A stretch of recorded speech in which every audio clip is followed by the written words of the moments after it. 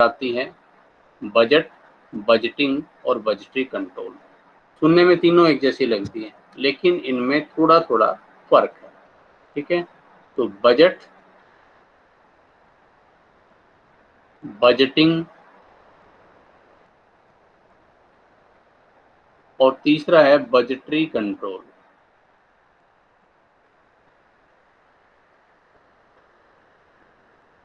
Actual में जो budgetary control है वो इन दोनों को अपने साथ इंक्लूड करता है। तो बजटरी कंट्रोल आज हम पढ़ने जा रहे हैं। बजटरी कंट्रोल क्या है, इसमें हम पढ़ेंगे कि क्या होता है बजटरी कंट्रोल, क्या इसकी प्रोसेस है, किस तरह से बजट आधारित नियंत्रण किया जाता है, जिसको हम बजटरी कंट्रोल या बजटरी नियंत्रण के नाम से जानते हैं। बजट क्या है, बजटिंग क्या है, उसको हम समझेंगे, और किस किस तरह के बजट्स यहाँ पर बनाए जाते हैं।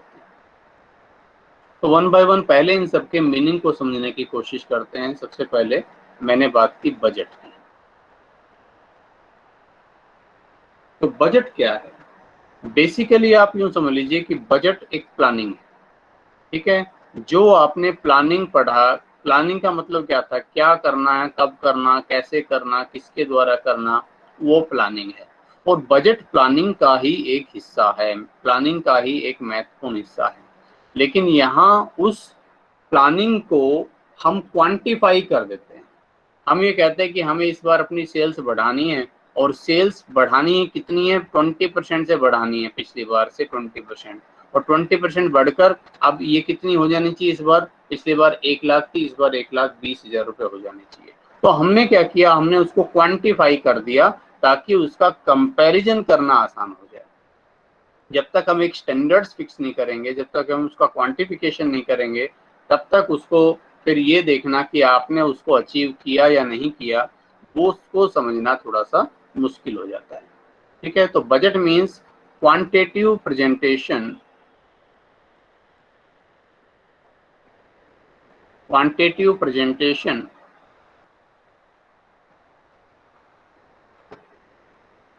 ठीक है, quantitative presentation of business plan. एक बिजनेस की प्लानिंग को क्वांटिटेटिव वे में प्रेजेंट करना। ठीक है, कि क्या आपको, मतलब जैसे सेल्स है तो सेल्स कितनी होगी, कहाँ पर होगी, कौन से प्रोडक्ट की होगी, प्रोडक्शन है तो कौन से आइटम्स को आपको प्रोड्यूस करना है, कितनी मात्रा में प्रोड्यूस करना है, कितनी उस पर लागत आएगी। तो ये सारा का सारा आप क्या करते हैं, उसको क्वांटिफाई कर देते हैं। तो quantitative presentation of business plan is called budget. Simple सी भाषा में अगर हम बात करें तो कि जो भी आपकी बिजनेस प्लानिंग है उसको आपको प्रेजेंट करना है इस रूप में कि उसको आप न्यूमेरिकली देख सके, आप क्वांटिटेटिवली उसको समझ सकें, और ताकि इसका आसानी से कंपैरिजन कर सकें। तो बजटिंग क्या है? बजटिंग एक्चुअल में यूं समझ लीजिए कि बजट बनाने की जो प्रोसेस है वो बजटिंग है। Budgeting means process of preparing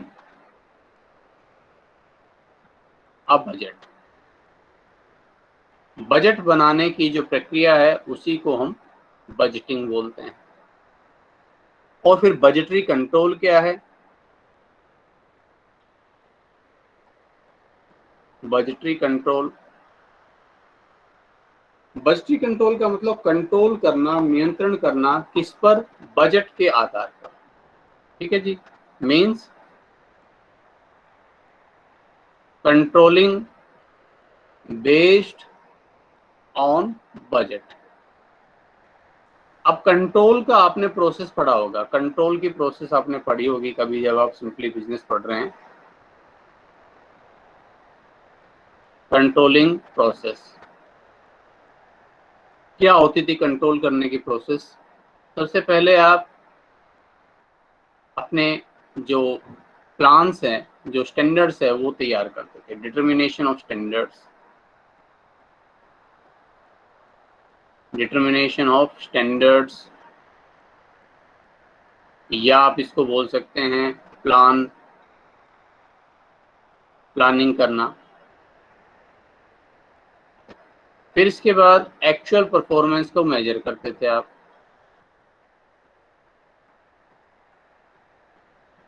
कि एक्चुअल में क्या रहा, और फिर उसके बाद आप क्या करते थे, उसके बाद आप इसमें वेरिएशन निकालते थे कि क्या अंतर रहा, जो हमने सोचा और जो आया उसके बीच में एक्चुअल में कितना अंतर रहा, वेरिएशन।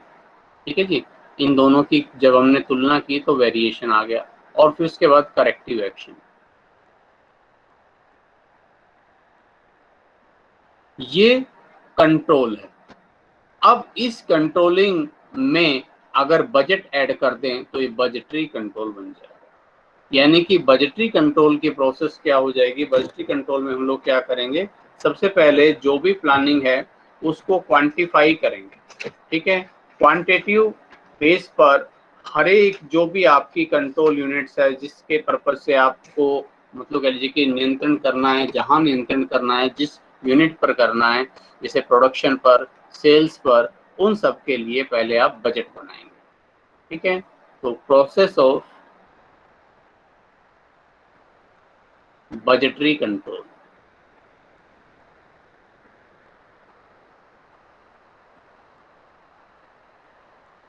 पहला काम preparation of budget,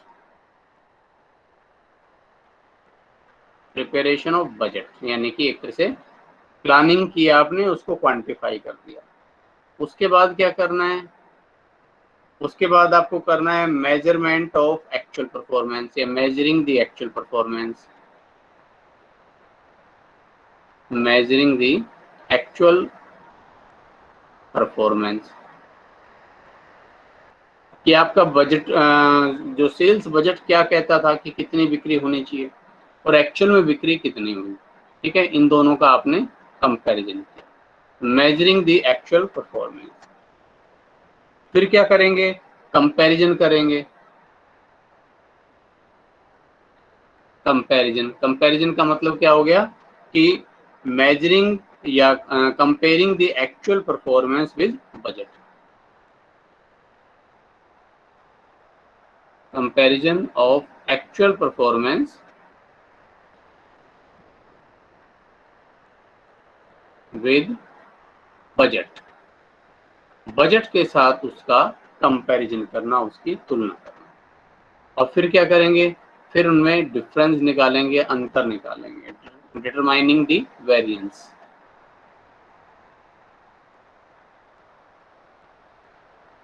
determining the variance.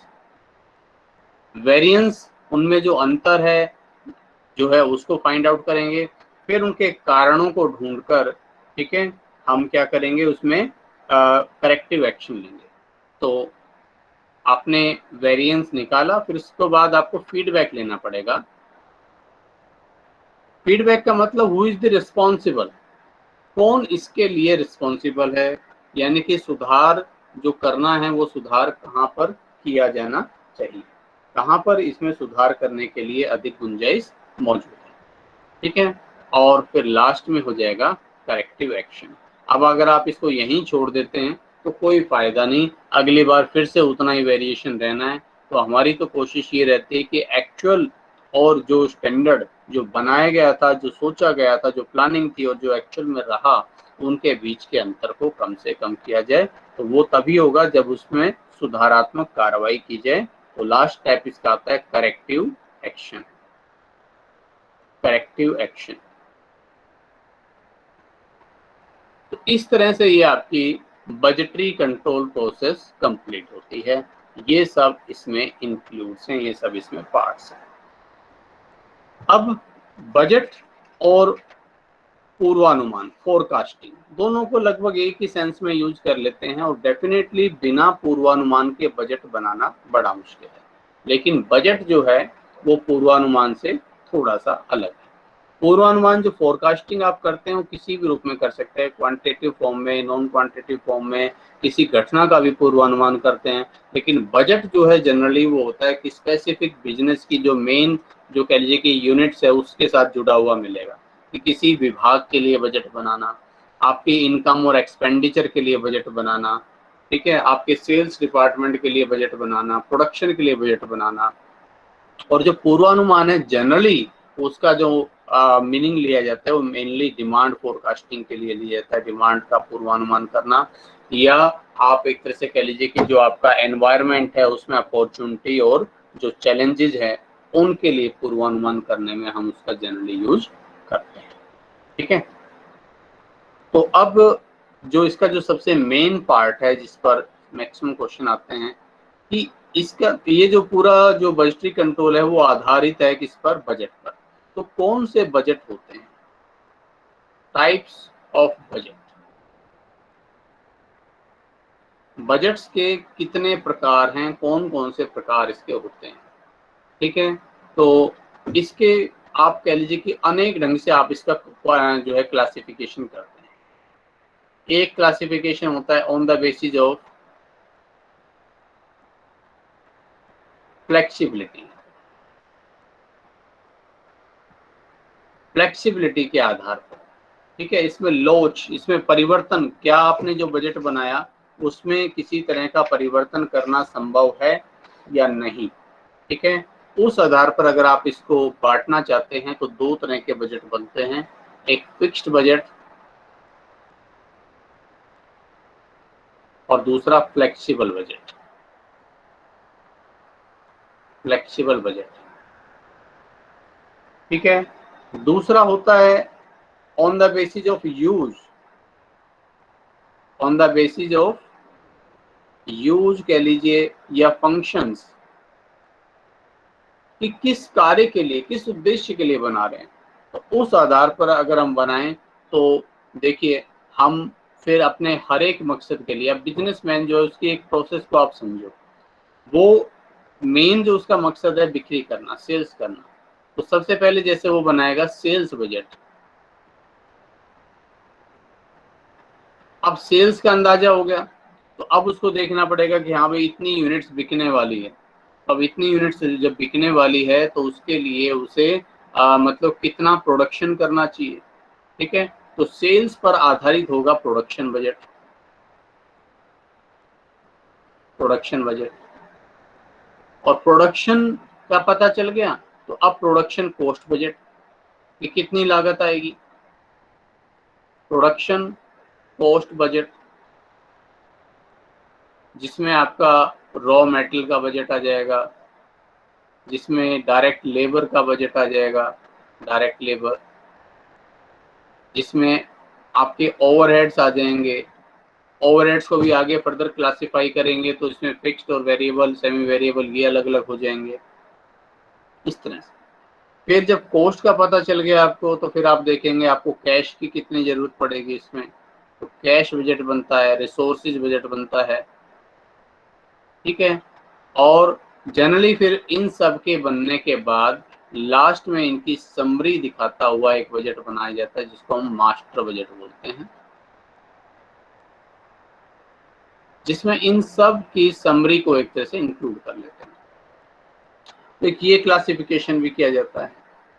कुछ मॉडर्न क्लासिफिकेशन भी है जो आजकल हम करते हैं, मॉडर्न क्लासिफिकेशन, उस बेस पर जीरो बेस बजटिंग हम पढ़ेंगे इसको, ZBB, zero base budgeting, zero base budgeting, कि हर प्लानिंग नए सिरे से की जाए।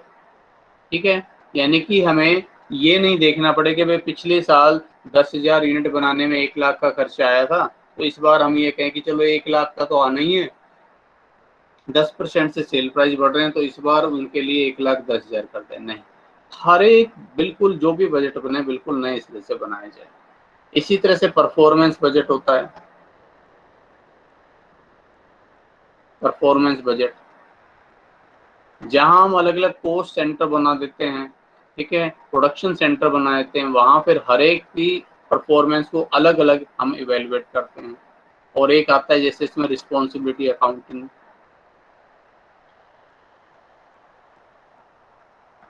Responsibility accounting. तो ये सेवरल वेज हैं जो जिस बेस पर हम इसको क्लासिफाई करते हैं। एग्जाम के पॉइंट ऑफ व्यू से भी अगर मैं बात करूं तो फ्लेक्सिबल बजट ज़्यादा इंपॉर्टेंट पड़ता है। और यहाँ से अगर हम आ जाएं तो कैश बजट हो गया, या फिर आपके ये जो सेल्स और प्रोडक्शन बजट है, जनरली इनमें से क्वेश्चन आ जाते हैं। ठीक है, अदरवाइज जिसके थ्योरी कंसेप्ट हैं वो ज़्यादा इंपॉर्टेंट है, zero base budgeting, performance budgeting. ठीक है, उनमें से जनरली क्वेश्चन आते हैं। तो आगे बढ़े इसमें। पहले अब जरा इन बजट्स को हम लोग समझ लेते हैं। फिक्स्ड और फ्लेक्सिबल का तो मैंने आपको बताया कि सिर्फ अंतर इतना है कि जहां आपने बजट बनाया और कहा कि भाई इसमें कोई बदलाव संभव नहीं है, जो हमने फिक्स किया है उसी हिसाब से आपको करना है काम, तो वो फिक्स्ड बजट कहलाता है। और एक्चुअल में एनवायरनमेंट आपको पता है डायनामिक होता है, उसमें कोई भी चीज़ बिल्कुल स्थिर नहीं रह सकती, इसलिए फिक्स्ड बजट की बहुत ज़्यादा इम्पोर्टेंस नहीं है। हाँ, जहाँ बदलती हुई सिचुएशन के हिसाब से हम उसमें बदलाव कर सकें, रॉ मटेरियल का प्राइस बढ़ गया तो उसको बढ़ाकर दिखा सकें, लेबर का प्राइस कम हुआ तो उसको घटाकर दिखा सकें, तो जहाँ ये करने की फ्लेक्सिबिलिटी हो, लोच हो, वो फ्लेक्सिबल बजट कहलाता है। ठीक है, तो उस पर हम बाद में आएंगे, पहले हम जरा फंक्शनल बजट से शुरू करते हैं। फंक्शनल बजट्स यानी कि हर बजट अपने किसी विशेष कार्य के लिए बनाया गया है, और इसकी सीक्वेंस ध्यान रख लो हमेशा। सबसे पहले सेल्स बजट बनना चाहिए, ठीक है, क्योंकि सेल्स का पता चलेगा। मैं आपको भी देखो मोटे तौर पर बस मैं आपको समझाते चल रहा हूँ, उसके फॉर्मेट वगैरह पर बाद में आएंगे। अब सेल्स का कैसे अंदाजा लगाते हैं? सेल्स का हम देखेंगे, अच्छा भाई हम कितनी यूनिट बना रहे हैं, एक्स और वाई, ये दो तरह का प्रोडक्शन हम कर रहे हैं। अच्छा भाई एक्स की डिमांड पिछली बार कितनी थी? एक्स की पिछली बार 50,000 यूनिट बिकी थी और वाई की 40,000 यूनिट बिकी थी। ठीक है, इस बार क्या उम्मीद है? इस बार हमें उम्मीद है कि एक्स की जो सेल्स है वो 10% से बढ़ जाएगी, ठीक है, और वाई की सेल्स शायद 15% से बढ़ जाए, या घटने की उम्मीद है तो घट जाए। तो आप इसकी यूनिट्स को एस्टिमेट करेंगे, ये यूनिट 55,000, ये यूनिट हो जाएगी कितनी, 46,000। अच्छा, इनका सेलिंग प्राइस लास्ट टाइम क्या था? मान लो ये यूनिट बिक रही थी 10 रुपए के हिसाब से, और ये यूनिट बिक रही थी मान लो 5 रुपए के हिसाब से। तो 5 रुपए के हिसाब से यहाँ बिक्री कितनी हो जाएगी? 5,50,000 10 के हिसाब से बैठती, 2,75,000 रुपीज। ठीक है, प्राइस अगर वही रहता है तो 5 और 10 और ये 4,60,000, ये मेरा सेल्स का बजट बन जाएगा। इस बार लगभग इतनी बिक्री होगी और इतनी यूनिट बिकेगी, एक्स की और वाई की इतनी यूनिट बिकेगी। और अगर मुझे लगता है कि इस बार शायद सेलिंग प्राइस में भी कुछ बदलाव करना पड़ सकता है, ये 5 की जगह ये 6 रुपए की बिक जाएगी और ये 10 की जगह 9 रुपए की हो जाएगी, तो फिर आप इस 55,000 को 6 से गुना करिए और 46,000 को 9 से गुना करिए, और ये करके आप इसमें दिखाइए कि इतनी सेल्स हो गई, एक्स की इतनी और वाई की इतनी। अच्छा, सारी बिक्री अगर एक ही जगह हो रही है तो यहाँ हो गया, मान लीजिए ये बिक्री दो एरिया में हो रही है, ये दिल्ली में और ये हरियाणा में, ठीक है, तो दिल्ली की अलग, हरियाणा की अलग, फिर दोनों आपको अलग अलग निकालनी है। तो बस प्रेजेंटेशन की बात है, अदरवाइज आपको यहाँ एस्टिमेट क्या करना है कि कौन से प्रोडक्ट की कितनी यूनिट बिकेगी, किस प्राइस पर बिकेगी, तो टोटल सेल्स कौन से प्रोडक्ट की कितनी रहेगी, और टोटल सेल्स हमारी एरिया वाइज कितनी रहेगी, और कुल ग्रोथ सेल्स कितनी रहेगी, ये हमें देखना होता है। अभी हम इस पर आएंगे, समझेंगे इसको, लेकिन इसकी सीक्वेंस को समझ लें। तो सेल्स बजट बन गया, इसके बाद व्हाट नेक्स्ट, इसके बाद नेक्स्ट क्या होना चाहिए? अब अगर आप बना बनाया प्रोडक्ट खरीद रहे हैं और बेच रहे हैं, तो अब ये अंदाजा लगाइए कि भाई जब इतनी यूनिट बिकने वाली है तो मुझे यूनिट खरीदनी कितनी है। और अगर आप मैन्युफैक्चरर हैं तो इसके बाद आप देखेंगे कि इस सेल्स के आधार पर मुझे प्रोडक्शन करना चाहिए।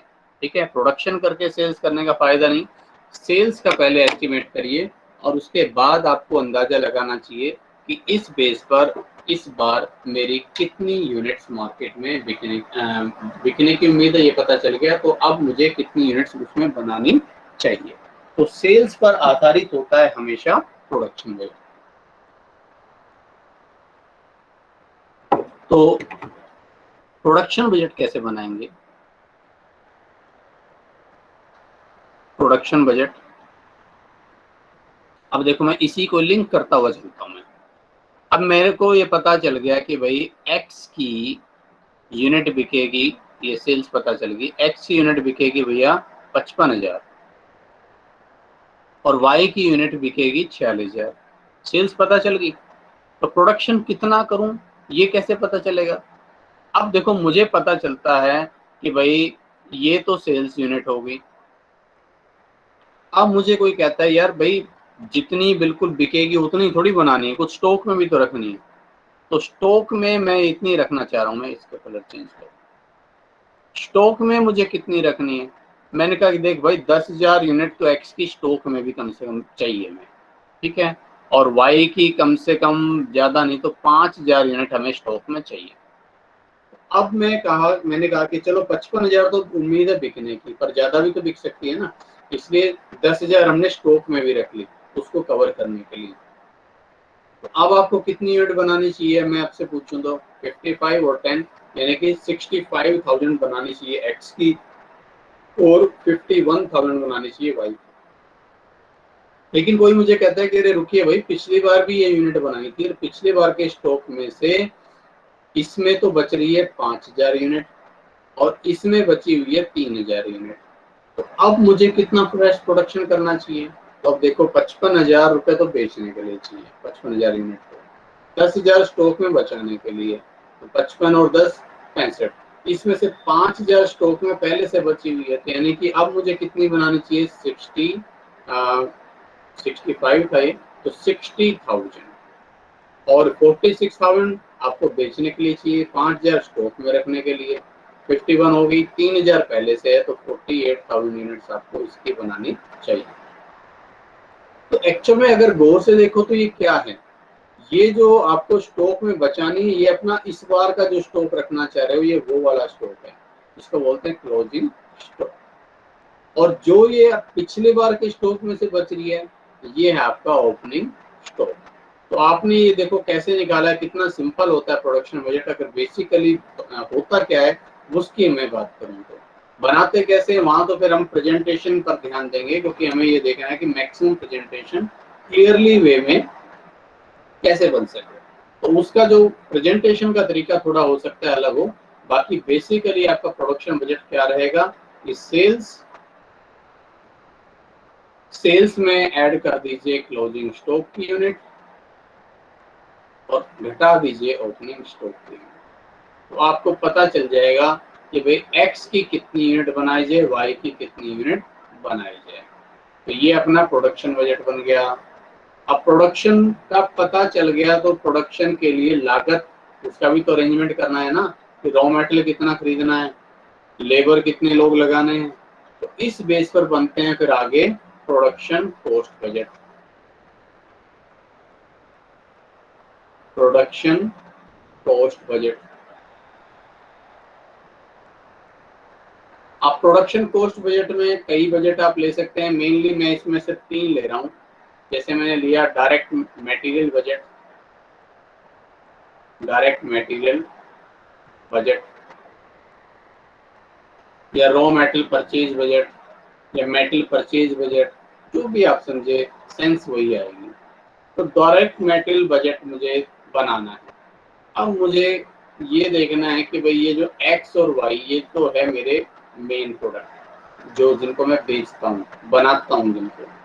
अब ये बनते कैसे हैं, अब मुझे पता चलता है कि ये जो एक्स है ना, इसको बनाने में 2 तरह का रॉ मटेरियल यूज होता है, ए और बी। मैं सुविधा के लिए बस 2 ही ले रहा हूँ, ज्यादा नहीं ले रहा। वाई है, उसको बनाने में भी ए और बी ये 2 ही मटेरियल यूज होते हैं। आप चाहे अलग ले लें, सी ले लीजिए, ठीक है जी, लेकिन अभी 2 से ही काम चलाते हैं। एक्स की 1 यूनिट बनाने में ए लगता है 2 किलो, बी लगता है 1 किलो। वाई की 1 यूनिट को बनाने में ए की जरूरत पड़ती है 1/2 kg, आधा किलो, और बी की जरूरत पड़ती है 1 kg। अब इस बेस पर मैं ये अंदाजा लगाऊंगा कि भाई मुझे रॉ मटेरियल ए और रॉ मटेरियल बी कितनी मात्रा में खरीदना चाहिए, कितनी मात्रा में मेरे पास आना चाहिए। तो आप कैसे लगाएंगे, देखो बड़ा सिंपल सा है। एक्स, ये एक्स, एक्स की यूनिट बनानी कितनी है, एक्स का प्रोडक्शन कितना करना है, वो मुझे पता चल गया कि एक्स का प्रोडक्शन 60,000 करना है। चलिए मैं पहले एक्स से ही काम करता हूँ। प्रोडक्शन है 60,000। अच्छा भाई, ए कितना यूज होता है इसमें और बी कितना यूज होता है, इसकी 1 यूनिट को बनाने में 2 किलो यूज होता है, यानी कि 1,20,000 kg की जरूरत पड़ेगी। और बी इसकी 1 यूनिट को बनाने में 1 किलो यूज होता है, यानी कि 60,000 kg बी की जरूरत पड़ेगी। ठीक है, ऐसे ही अगर आप वाई के लिए भी लें तो वाई का प्रोडक्शन कितना कर रहे हैं हम लोग, 48,000। तो ये लगता है आधा किलो 1 यूनिट को बनाने में, तो 24,000 kg। और ये लगता है भाई 1 किलो, तो 48,000 kg। तो अब मुझे पता चल गया ए कितना चाहिए और बी कितना चाहिए। ठीक है, ए की इतनी जरूरत है और बी की इतनी जरूरत है। लेकिन अब यहाँ पर भी आप देखो, ये तो हो गई जरूरत 1,44,000 और इसकी 1,08,000। लेकिन रॉ मेटेरियल भी हम बिल्कुल हैंड टू माउथ तो नहीं रहना चाहते कि बस जितनी जरूरत है बस उतना ही खरीदेंगे। थोड़ा बहुत हम अगर स्टॉक पे चाहते हो कि अभी हमारा कुछ रॉ मेटेरियल स्टॉक में भी पड़ा रहे, तो हमें यहाँ पर भी उस चीज को कंसिडर करना पड़ेगा। तो मान लो यहाँ पर भी क्लोजिंग स्टॉक की रिक्वायरमेंट है कि भाई जितना ये तो रॉ मेटेरियल यूज हो जाएगा प्रोडक्शन में। अब मैं चाह रहा हूँ कि भाई 16,000 kg तो इसका और 12,000 kg मेटल बी मेरे स्टॉक में भी रहना चाहिए। तो अब आपको कितना खरीदना पड़ेगा। अब अगर इस हिसाब से चलें तो 1,60,000 और इसका आता है 1,20,000। तो इतना केजी मुझे खरीदना चाहिए। और यहाँ पर भी अगर मुझे पता चलता है कि अरे भाई रुको, पिछली बारों का भी बचा हुआ है ओपनिंग स्टॉक, जितनी इंफॉर्मेशन उसी हिसाब से आगे बढ़ेंगे। ओपनिंग स्टॉक की इसकी 10,000 kg पिछली बार की बची हुई है और इसकी 5,000 kg पिछली बार की बची हुई है। तो रॉ मेटेरियल परचेज कितना करना पड़ेगा, रॉ मेटेरियल परचेज 1,50,000 और ये 1,15,000। इतना रॉ मेटेरियल मुझे खरीदना पड़ेगा, इतना किलो ये और इतना किलो ये। ठीक है, रॉ मेटेरियल बजट बन गया। अब रॉ मेटेरियल बजट को आप चाहें आगे बढ़ा सकते हैं। आप ये कहेंगे कि मार्केट में रॉ मेटेरियल ए आपको मिलेगा किस भाव से भाई, 5 रुपए पर केजी, और रॉ मेटेरियल बी आपको मिलेगा 4 रुपए पर केजी के हिसाब से। ठीक है, और साथ में अगर मैं अब इसको और भी थोड़ा सा इसमें कुछ इंफॉर्मेशन डालना चाहूँ तो मैं इसमें और भी इसमें इंफॉर्मेशन डाल सकता हूँ। मैं कहता हूँ कि भाई अगर तुम 80,000 kg से अधिक खरीदते हो, ये सीधे मैं 1 टन ले लेता हूँ, 1 टन मेटल से अगर ऊपर खरीदते हो तो क्या होगा, तब भैया आपको डिस्काउंट मिलेगी 10%। ठीक है, अब जरा देखो आप यहाँ तो कितना है, 1,50,000 kg। ठीक है, रॉ मेटेरियल 1,50,000 kg और ये 1,15,000 kg। 1 टन होता है भाई 1,000 kg के बराबर। अब देखो सिंपली आपको अगर ये डिस्काउंट वगैरह का कोई चक्कर नहीं लेना है, क्वेश्चन में नहीं दिया हुआ है, मैं जस्ट चाह रहा था कि कंप्लीट पॉइंट इसमें ले लिया जाए। तो आप सिंपली इसको 5 से इसको 4 से गुना कर दो और टोटल आपको रॉ मेटेरियल कितने रुपए का खरीदना है वो आपको पता चल जाएगा। तो वे इतने रुपए का तो मुझे ये खरीदना है और इतने रुपए का ये दूसरा वाला मेटल बी खरीदना है। इतनी रॉ मेटेरियल की कॉस्ट आएगी। ठीक है, और टोटल रॉ मेटेरियल इतने रुपए का परचेज करना है। और अगर डिस्काउंट फैक्टर को लेना हो तो यहाँ देखो दोनों ही 1 टन से ऊपर आ रहे हैं। ठीक है ना, ये आप देखो 1 टन, इसको 1000 से डिवाइड कर दो 150 टन, और ये अगर आप 1000 से डिवाइड करोगे तो 115 टन। ठीक है, इतना रॉ मेटेरियल आ रहा है जो आपको चाहिए। तो यहाँ पर आप डिस्काउंट लेस कर दीजिए, ये हो जाएगा 10% डिस्काउंट लेस करके 4.5 रुपए, और ये हो जाएगा 40 पैसे डिस्काउंट लेस करके 3 रुपए 60 पैसे। तो उससे जितनी इंफॉर्मेशन उसी हिसाब से उसको हम एडजस्ट करते चले। इसी तरह से हम बनाते लेबर बजट। लेबर बजट या जिसको डायरेक्ट वेजेस बजट बोलते हैं, डायरेक्ट वेजेस बजट। अब ये कैसे बनता है, इसमें हमें देखना पड़ता है, जैसे आपने स्टैंडर्ड कॉस्टिंग में पढ़ा कि भाई 1 यूनिट को बनाने में 1 यूनिट को बनाने में कितने घंटे की जरूरत पड़ेगी। मैं थोड़ी देर के लिए लेबर एक जैसी दे रहा हूँ, जैसे वहां ने लिया था स्किल्ड, सेमी स्किल्ड, अनस्किल्ड, यहाँ पर भी बेशक एक से ज्यादा तरह की लेबर की जरूरत पड़ेगी, लेकिन समझाने के लिए, आसानी के लिए मैं भी बिल्कुल सिंपल ले रहा हूँ। तो भाई 1 यूनिट को बनाने में 20 मिनट्स लगेंगे या 15 मिनट्स लगेंगे, 15 मिनट लगेंगे। 15 मिनट्स का स्टैंडर्ड टाइम है 1 यूनिट को बनाने में, ठीक है। एक्स की, वाई की 1 यूनिट को बनाने में स्टैंडर्ड टाइम है 30 मिनट का, आधा घंटा लगता है भाई। तो अब उस हिसाब से मुझे देखना है प्रोडक्शन कितना। देखो सब कुछ प्रोडक्शन किस पर आधारित था, सेल्स पर, और प्रोडक्शन कॉस्ट किस पर आधारित है, प्रोडक्शन पर।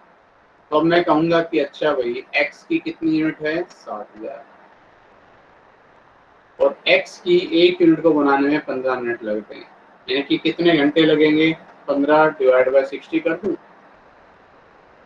यानी कि ये कितना हो जाएगा, 15,000 घंटे, 15,000 आवर्स आ जाएंगे। और वाई की यूनिट्स हैं 48,000, 1 यूनिट को बनाने में आधा घंटा लगता है, 30/60, यानी कि 24,000 घंटे वाई के लिए चाहिए। तो टोटल कितने प्रोडक्शन आवर्स की जरूरत पड़ेगी मुझे 39,000 प्रोडक्शन आवर्स की जरूरत पड़ेगी, ठीक है। और यहीं पर ये यूं कहते पर आवर रेट 2 रुपया है, तो भाई 2 से गुना कर दो, 78,000 रुपीज डायरेक्ट लेबर की कॉस्ट आएगी। ऐसे हो सकता है। या अगर थोड़ा सा और आगे बढ़े कि भाई ये 1 महीने की बात है, ठीक है, और 1 महीने में हम लोग रोजाना जो है 10 घंटा काम करेंगे, 10 आवर्स हम रोजाना काम करेंगे, ठीक है जी। तो बताओ मुझे कितने आदमी लगाने पड़ेंगे, ठीक है। तो अब आप यहाँ से देखो भाई, एक तरह से ये 39,000 मैन आवर्स है, ठीक है। और ये मैन आवर्स कितने दिन काम करेंगे, 1 महीना। मान लो 1 महीने में 4 आपने छुट्टी निकाल ली, ठीक है, तो हमने कहा कि 26 दिन काम होगा भाई, 26 वर्किंग डेज, ठीक है, और रोजाना 10 घंटे काम होगा। तो कितने आदमी लगाऊं। अब देखो, अगर मान लीजिए मेरे पास पूरी इंफॉर्मेशन होती कि 10 आदमी काम करेंगे, रोजाना 10 घंटा काम करेंगे और 26 दिन तक काम करेंगे, तो कितने मैन आवर आ जाएंगे, 2600, फटाफट निकाल लिया।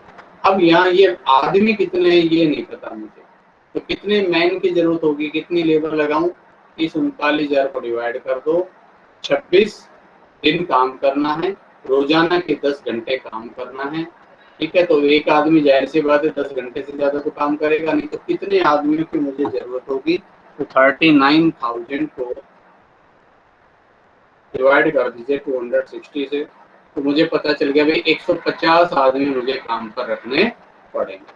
और फिर अगर आगे यूं दे रखा हो, इस 150 आदमियों को डेली वेजेस हमें देनी है 10 रुपया या 20 रुपया या मान लो 1,000 रुपया, मान लो 1,000 रुपये डेली वेजेस देनी है, तो 150 को 1,000 से गुना कर दीजिए, 1,50,000 रुपया ये हमारी लेबर कॉस्ट आ जाएगी, ठीक है। इसमें अगर आगे कुछ अलाउंस, इतना अलाउंस देना है, इतना उसको मेडिकल अलाउंस देना है, जो भी है वो सारा फिर उसके बाद आप उसमें जोड़ते चले जाओ, ये लेबर बजट बन जाएगा। इसमें अगर आपको जो है ओवर टाइम या फिर मान लीजिए जो इसको बोलते हैं आइडल टाइम ये दे रखा, तो उनकी एडजस्टमेंट उसी के अकॉर्डिंगली हम करते हैं, जैसी इंफॉर्मेशन होती है। बट जनरली इसमें क्वेश्चन नहीं आता है, रॉ मेटेरियल बजट पर ज्यादा आता है। इसी तरह से फिर हम बनाते हैं इसके आधार पर जो अगला बजट, जिसको अपना जो है इसमें प्रोडक्शन कॉस्ट बजट में शामिल करते हैं, वो आता है आपका कौन सा, ओवरहेड बजट, ओवरहेड्स बजट। अब मेरे को ये अंदाजा लगाना है कि भाई ये जो यूनिट हम बना रहे हैं एक्स की और ये वाई की, तो इनको बनाने में कौन कौन से खर्चे और आएंगे। जो डायरेक्ट खर्चे थे वो तो देख लिए, मेटल लेबर। इनडायरेक्ट खर्चे कितने आएंगे, भाई फैक्ट्री है, फैक्ट्री का रेंट कितना देना पड़ेगा, वो एक्स और वाई के लिए अलग अलग तो देना नहीं है, तो फैक्ट्री रेंट है वो देना, वो फिक्स है भैया कि 15,000 रुपये फैक्ट्री रेंट देना, ठीक है। इसके अलावा आपका जो मान लीजिए सुपरविजन स्टाफ है, उसको जो सैलरी देनी है, और वो दोनों ही प्रोडक्ट को मान लीजिए सुपरवाइज कर रहे हैं, तो उनकी सैलरी कितनी है, 10,000 रुपया। तो जो खर्चे ऐसे हैं जिन पर प्रोडक्शन का कोई फर्क नहीं पड़ने वाला, उनको तो फिक्स्ड ओवरहेड में डाल देंगे। कुछ खर्चे ऐसे जो वेरिएबल हैं, वेरिएबल पूरी जो प्रोडक्शन के साथ साथ वेरी होंगे, तो उनको वेरिएबल ओवरहेड में डाल देंगे। और जो खर्चे ऐसे हों जो कुछ हिस्सा उनका वेरिएबल होगा, कुछ सेमी वेरिएबल, तो ये सेमी वेरिएबल ओवरहेड आएंगे। और जैसा अभी हम मार्जिनल कॉस्टिंग में पढ़कर आ रहे हैं, इसमें वेरिएबल हिस्सा अलग और फिक्स्ड पार्ट अलग, कि फिक्स्ड कितना इसमें से और वेरिएबल कितना, तो ये करके दोनों जोड़ के लिख देंगे। तो ये मुझे पता चल जाएगा कि हाँ भाई इन एक्स और वाई की इतनी यूनिट बनाने में कितने रुपए मेरे वेरिएबल सेमी वेरिएबल ओवरहेड के खर्च होंगे। तो टोटल ओवरहेड्स फिक्स कितने, वेरिएबल कितने, सेमी वेरिएबल कितने, वो मुझे पता चल जाएगा। और फिर इस आधार पर मैं निकाल लूंगा मेरी प्रोडक्शन कॉस्ट कितनी आएगी भाई, 60,000 यूनिट एक्स की और 48,000 यूनिट वाई की बनाने में इतना तो रॉ मेटेरियल यूज होगा, इतनी लेबर यूज होगी, इतने ओवरहेड यूज होंगे। तो ये मुझे प्रोडक्शन की कॉस्ट का अंदाजा हो गया। अब प्रोडक्शन कॉस्ट का पता चल गया तो उसी के अकॉर्डिंगली आपको अपना जो रिसोर्सेज अरेंज करने पड़ते हैं, और उन रिसोर्सेज में सबसे मेन रिसोर्स है कैश। तो फिर इसके बाद कैश मैनेजमेंट करना पड़ता है, कैश बजट आपको बनाना पड़ता है। और कैश बजट में आप देखो ये सब चीज़ें, सारी इंफॉर्मेशन मिलेगी। आपको ये देखना होता है कि भाई अब ये 3 महीने का मैं बजट बना रहा हूँ, जो अप्रैल का, मई का और जून का। तो अप्रैल महीने में मुझे मिलेगा क्या और मेरे पास से जाएगा क्या, ताकि मुझे ये पता चल जाए कि अगर मेरे हाथ में कैश रहे तो मैं उसको कहीं इन्वेस्ट करूँ, और कैश की शॉर्टेज रहे तो मैं कैश कहीं से ओवरड्राफ्ट लूँ या उधार लूँ। ठीक है, तो आपने कैश बजट का फॉर्मेट आपने कई बार पढ़ा होगा। इसके 3 मेथड होते हैं, रिसीट्स, पेमेंट मेथड, और आपका जो है ये profit and loss account, adjusted profit and loss account method और बैलेंस शीट मेथड। ज़्यादा जो इसमें से यूज होता है receipts and payment method use होता है, रिसीट्स एंड पेमेंट मेथड। इसमें पहले रिसीट्स क्या क्या हमें मिलेगी, प्राप्तियां क्या क्या होगी। तो रिसीट्स कैश सेल्स है, अगर कोई नकद बिक्री होने की उम्मीद है तो अप्रैल मई जून की cash sales. Receipts from debtors, debtors से मान लीजिए हमने कहा कि हमें 1 महीने की उधार बेचते हैं, तो मार्च में जो सेल्स हुई थी उधार वो अप्रैल में मिलेगी, अप्रैल वाली उधार सेल्स मई में मिलेगी, मई वाली उधार सेल्स जून में मिलेगी। तो इस तरह से हम ये देखेंगे कि कितनी हमें रिकवरी मिलेगी, कितना हमें कैश मिलेगा। और कोई एनी एल्स अगर आपको आपको लगता है कि भाई इस पीरियड में हम इन्वेस्टमेंट बेचेंगे और हमें इतना रुपया मिल जाएगा, इस पीरियड में हमें डिविडेंड से आमदनी होगी, इतना रुपया मिल जाएगा, इस महीने में हमें कुछ और इस तरह की रिसीट्स होगी और हमें इतना रुपया मिल जाएगा। ये तो सारी प्राप्तियां।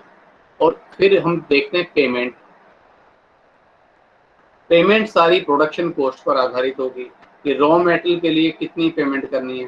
तो रॉ मेटेरियल कितना खरीदना है ये तो पता चल गया, अब उसकी पेमेंट कैसे करनी है वो आपकी क्रेडिट टर्म बताएगी। आपके क्रेडिटर कहते हैं कि भाई एक काम करो, 1 महीने बाद पेमेंट कर देना। तो मार्च में जो आपने खरीद करी थी वो अप्रैल में पे होगी, अप्रैल वाली मई में, मई वाली जून में, इस तरह से। फिर आपको वेजेस, उसकी पेमेंट कैसे करनी है, आपको जो है इसके अलावा और जो आपके एक्सपेंसेस हैं उनकी पेमेंट किस तरह से करनी है, वो सारे के सारे एक्सपेंसेस की आप पेमेंट करते हैं। और फिर आप देखते हैं कि टोटल इतनी प्राप्ति और इतनी पेमेंट, तो इस महीने जो मेरे पास कैश का एक्सेस बचेगा या कैश की शॉर्टेज बचेगी। डेफिशिएंसी हुई तो हम उसको ब्रैकेट में दिखा देते हैं यानी कि माइनस में, और अगर प्लस में कुछ बचता है तो उसको हम उस तरह से लिख देते हैं। तो ये अभी ये वाला जो क्लोजिंग बैलेंस है वो आगे कैरी फॉरवर्ड कर दिया जाता है। तो अप्रैल महीने का जो क्लोजिंग बैलेंस है वो मई महीने का जो है ओपनिंग बैलेंस बन जाएगा। और इससे जो है हम अंदाजा लगा लेते हैं कि हमें कितने कैश की जरूरत है, कैश का हमें पता चल जाता है। तो इस तरह से सब ये अलग अलग बजट बन जाते हैं। और फिर बाद में हम देखते हैं कि यार इस तरह से तो बिखरा बिखरा सा काम हो गया, ये सारी चीजें अलग अलग हो गई। अब मैं एट ए ग्लांस सारी इंफॉर्मेशन को एक जगह देखना चाहता हूँ, तो उसके लिए मैं बना दूंगा मास्टर बजट। तो मास्टर बजट और फंक्शनल बजट में बेसिक डिफरेंस यही है कि मास्टर बजट एक्चुअल में जितने भी फंक्शनल बजट्स होते हैं उन सब की एक तरह से समरी को दिखाता है कि कुल मिलाकर जो भी इंफॉर्मेशंस आपने अलग अलग बनाई, सेल्स कितनी है, प्रोडक्शन कितना है, प्रोडक्शन कॉस्ट कितनी है, रॉ मेटेरियल की ज़रूरत कितनी है, और इसके अलावा भी अगर मैं बात करूं तो भाई जो हमें इनकम होगी उस इनकम का डिस्ट्रीब्यूशन कैसे होगा, डिविडेंड कितना बांटा जाएगा, तो उन सबको अगर मैं एक रूप में दिखाना चाहूँ तो उसको बोलते हैं हम मास्टर बजट। इसका भी कोई ऐसा एक फिक्स्ड फॉर्मेट नहीं है। मास्टर बजट को मोटे तौर पर मैंने बताया कि आप समझ लीजिए एक समरी एक तरह से, ठीक है। समरी फॉर्म में सभी बजट का मेन पॉइंट्स एक्सप्लेन कर देना। जिसकी डिटेल चाहिए उस डिटेल के लिए आप जा सकते हैं उस पर्टिकुलर बजट को। जैसे हम मान लो दो प्रोडक्ट बना रहे हैं, प्रोडक्ट ए और प्रोडक्ट बी, ठीक है, और ये हमने कर दिया वेट प्रोफाइल। अब मैंने कहा सेल्स कितनी होगी, सेल्स होगी ए की इतनी, बी की इतनी। अब ए की इतनी कहाँ से आई ये देखना है तो सेल्स बजट में देख लो, यहाँ तो जस्ट उसका रिजल्ट आएगा टोटल इतनी। इसी तरह से अब हमने कहा कि cost of production, cost of production में रॉ मेटेरियल की कॉस्ट कितनी, ठीक है, वेजेस की कॉस्ट कितनी, डायरेक्ट वेजेस की, ओवरहेड की कॉस्ट कितनी, वो जो हमने अभी बनाई है वो सब यहाँ लिखते चले जाएंगे। जो आपको डेप्थ में चाहिए, डिटेल चाहिए, तो डिटेल आप वहां जाकर देख सकते हैं। यहाँ से फिर आपको पता चल जाएगा भाई ये कॉस्ट ऑफ प्रोडक्शन थी, तो कॉस्ट ऑफ प्रोडक्शन को इसमें से हमने घटा दिया और स्टॉक की एडजस्टमेंट कर दी, ओपनिंग और क्लोजिंग स्टॉक की, ठीक है। तो क्या बन जाता है आपके पास ग्रॉस प्रॉफिट। आपने ट्रेडिंग अकाउंट बनाया होगा, ठीक है, तो वहां कैसे बनाते हो आप, एक तरफ सेल्स लिखते हो और क्लोजिंग स्टॉक लिखते हो, और दूसरी तरफ लिखा जाता है ओपनिंग स्टॉक, फिर परचेज, सारे डायरेक्ट एक्सपेंसेस, जो बैलेंसिंग फिगर है वो ग्रॉस प्रॉफिट आ जाता है। इस तरह से ग्रॉस प्रॉफिट। फिर इसमें से अदर एक्सपेंसेस कितने हैं, operating expenses, non operating expenses, वो सारे के सारे खर्चे, जिसमें सेलिंग डिस्ट्रीब्यूशन एक्सपेंस, ये आपका ओवरहेड बजट की इंफॉर्मेशन आ जाएगी यहाँ पर। मतलब कि सेलिंग ओवरहेड बजट क्या कहता है, ऑफिस ओवरहेड बजट क्या कहता है, तो ये सारे के सारे ओवरहेड्स आप इसमें से लेस कर देंगे तो आपके पास नेट प्रॉफिट आ जाएगा। अब इस नेट प्रॉफिट का क्या करना है भाई, इस नेट प्रॉफिट में से टैक्सेशन कितना दिया वो आप घटा देंगे, प्रॉफिट आफ्टर टैक्स आ जाएगा। फिर ये जो आया इसमें से आपने कितना रिजर्व उसमें ट्रांसफर किया, कितना डिविडेंड के रूप में बांटा, ठीक है। इस तरह से जो भी मैक्सिमम इंफॉर्मेशन आप वहां दे सकें वो दे दीजिए, ठीक है। तो मास्टर बजट एक तरह से उसकी समरी के रूप में उसको रिफ्लेक्ट करता है। तो ये फंक्शनल बजट्स हैं, आपको समझ में आ गए होंगे, ठीक है।